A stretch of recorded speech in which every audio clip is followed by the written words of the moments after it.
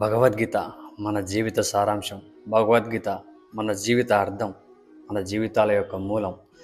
So, ఈ భగవద్గీతని చదవడం నిజంగా మన లైఫ్‌లో ఖచ్చితంగా ఒక్కసారైనా కాదు, ఖచ్చితంగా చదవడం నిజంగా ముఖ్యం. చాలా చాలా నేర్చుకుంటాం దాని నుంచి. శ్రీకృష్ణుడు అర్జునుడికి బోధించిన ఈ భగవద్గీత ఇవాల్టితో 5100 సంవత్సరాలు కంప్లీట్ చేసుకుంది. అంటే ఎగ్జాక్ట్గా డిసెంబర్ 1వ తేదీన 5100 సంవత్సరాల కిందట శ్రీకృష్ణుడు అర్జునుడికి బోధించడం జరిగింది. ఈ భగవద్గీతను మన ఇళ్లలో ఉంచుకుంటున్నాం, కానీ చదవట్లేదు. చాలామంది ఇళ్లలో ఇవాళకి ఉన్నాయి. ఇప్పుడు అంతకుముందు తక్కువ ఉండేవి. ఇప్పుడు ఈ ఇస్కాన్ వల్ల మేబీ చాలామంది ఇళ్లలో కూడా ఇవి ఉంటున్నాయి. సో మా ఇంట్లో కూడా ఉంది.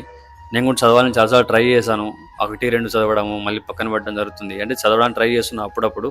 అట్లీస్ట్ చిన్నప్పటి నుంచి పిల్లలకు వాళ్ళ ఇంట్లో పెద్దవాళ్ళు కూడా అలవాటు చేసి వాళ్ళు చదివి పిల్లలకు చెప్పడం జరిగితే వాళ్ళు కూడా నేర్చుకుంటారని అనుకుంటున్నా. So happy Bhagavad Gita Jayanti to all. So కనీసం అట్లీస్ట్ రోజు ఒక శ్లోకం చదవడానికి ట్రై చేయండి. అలాగే మీ పిల్లలకు కూడా ఎక్స్ప్లెయిన్ చేయండి. వాళ్ళకు కూడా ఒక ఇంట్రెస్ట్ కలుగుతుంది ఇప్పటి నుంచి చదివితే. పెద్ద అయిన తర్వాత చదవాలంటే ఖచ్చితంగా బిజీ లైఫ్స్ వల్ల అది చిన్నప్పటి నుంచి అలవాటు అవ్వాలి నిజంగా చెప్పాలంటే. So try to read Bhagavad Gita. చాలా చాలా 700 శ్లోకాలు, 18 చాప్టర్స్, ఇన్ని ఉన్నాయి.